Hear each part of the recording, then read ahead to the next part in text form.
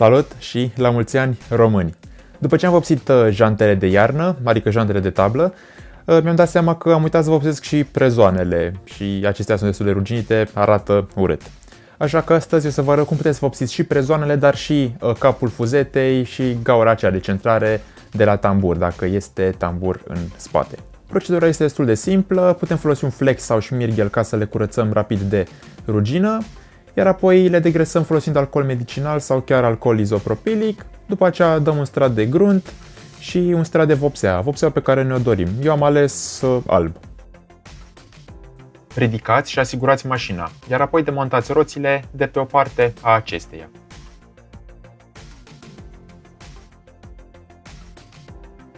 Folosind o perie de sârmă montată pe un flex, curățați capacul care protejează piulița de la tambur.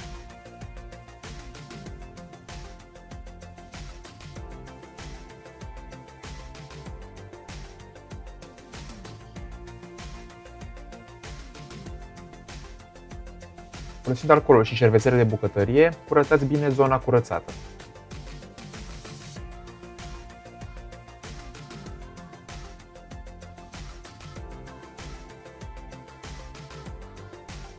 Puteți proteja mașina în timpul vopsirii folosind o folie de plastic.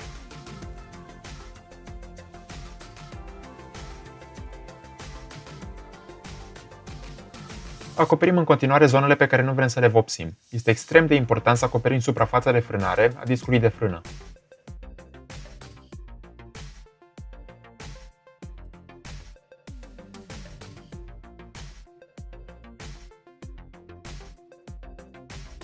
Aplicăm stratul de grunt pe tambur și pe capul fuzetei.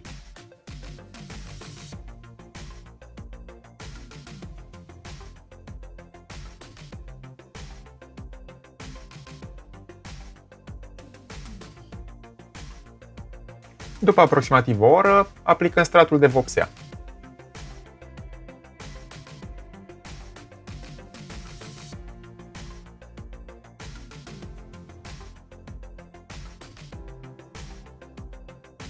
După ce s-a uscat vopseaua, putem îndepărta hârtia. Dacă este vopsea pe discul de frână, curățați-o neapărat.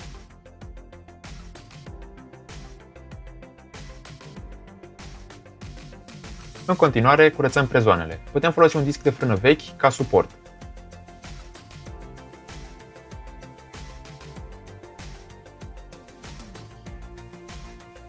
Folosind alcoolul, degresăm prezoanele.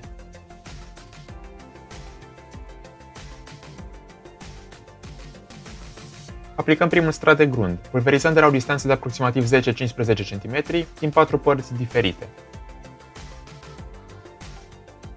După ce s-a uscat grundul, putem aplica vopseaua, folosind aceeași tehnică de pulverizare.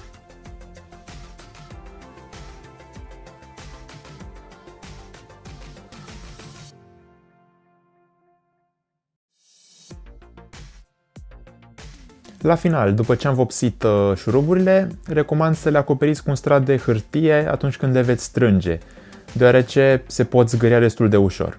Mulțumesc pentru vizionare, nu uitați să vă abonați și să mă urmăriți pe Instagram. Vă doresc să aveți parte doar de drumuri bune!